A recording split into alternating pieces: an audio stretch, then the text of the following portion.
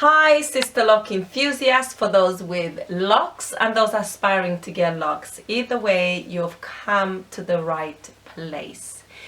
It's your girl Mariam coming to you another week and another video. Okay, so this week's topic is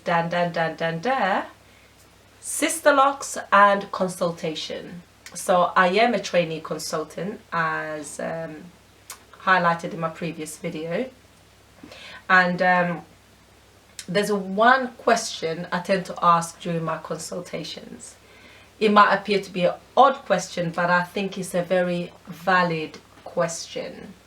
And the one question is there somebody in your life who you hold dear, as in you value their opinion of you, you value of what they have to say to you? Is there that somebody in your life, which I'm sure there is, and they feel slightly indifferent to you having sister locks? Now, say they're disencouraging you to get sister locks, or perhaps they are telling you that then it's not going to suit you, or they're not particularly encouraging in general. So, and how does that make you feel?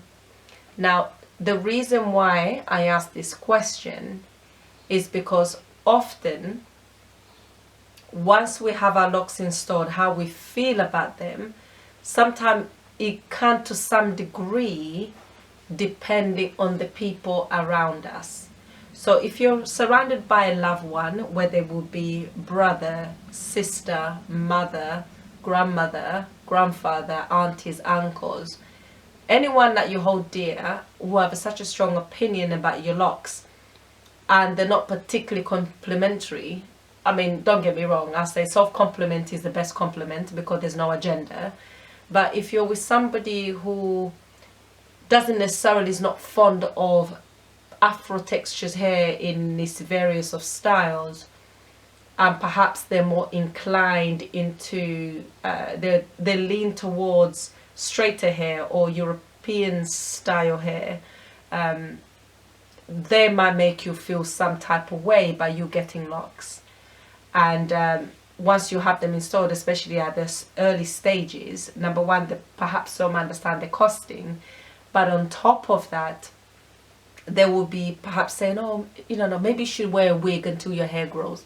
Maybe you should do this, or maybe you should put extensions until this happens.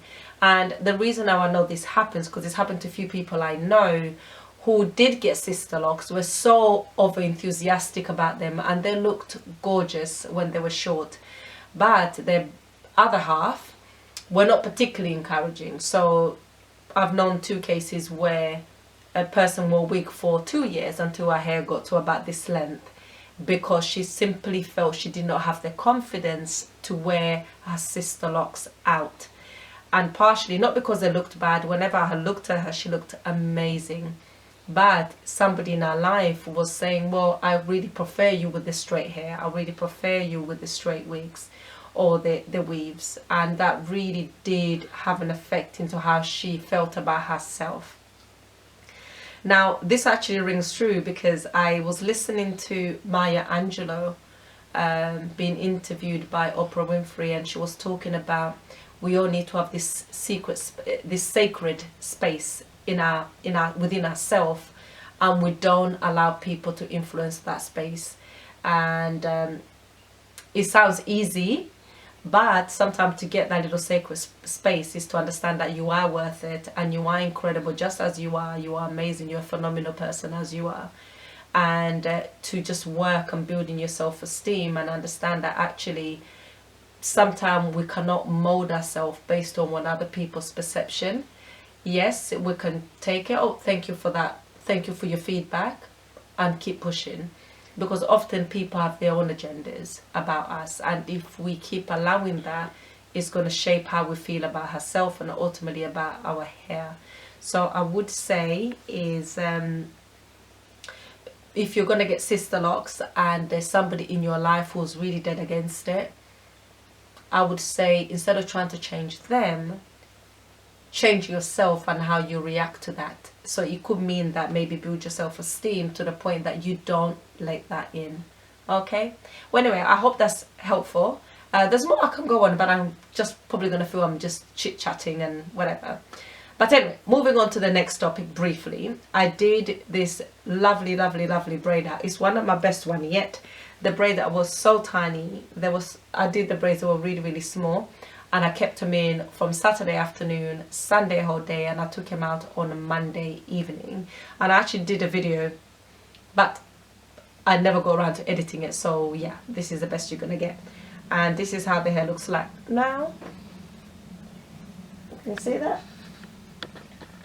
They're so small. So nice. I'll give you the back view.